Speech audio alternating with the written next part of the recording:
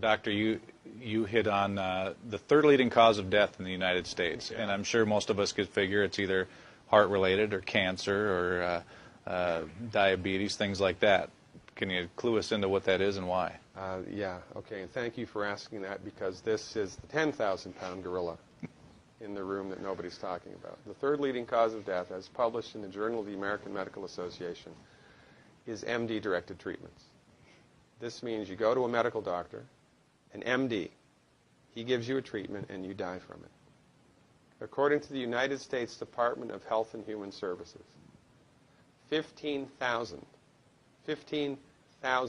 Medicare patients a month are killed by MD treatment, and nobody goes to jail.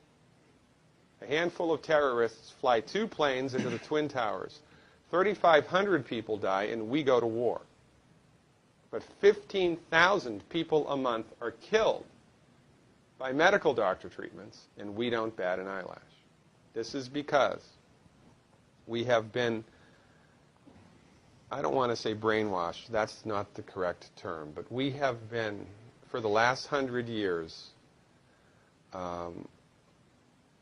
kind of led into this false belief. You know, I think it was Marcus Welby that started it, that the medical doctor is king and knows everything about everything. And really, you need to just shut up and follow your medical doctor's advice. Most people in the United States have no idea at all of the history of the evolution of medicine in the United States.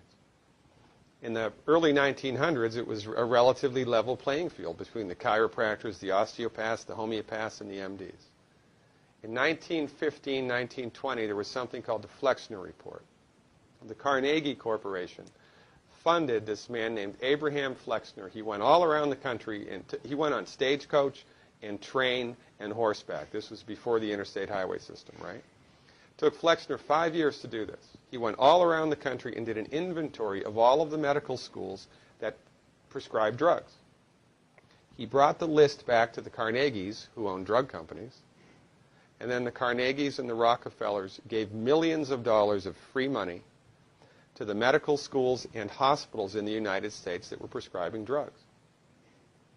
That was the beginning of the end. After the Flexner Report, there was no more level playing field in the United States. And the MDs started a juggernaut that's taken off. Most people in the United States think that the predominant medicine here, MD-directed pharmaceutical medicine, we think that those guys are top dog because their therapeutics are better than the homeopaths or the naturopaths or the chiropractors. It's not. They're in the driver's seat because of political and financial coalitions that were built at the turn of the century that most people have no idea of at all. And it's a gigantic problem. And I mean, it's crazy, right? It's the third leading cause of death.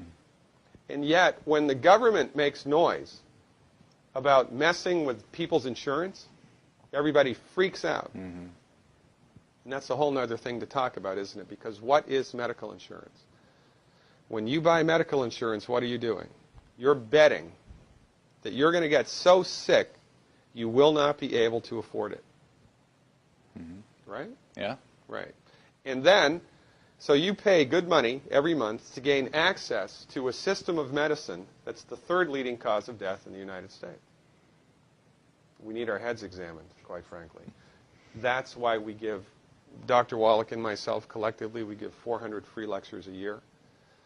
And we're building a grassroots network because people don't know this.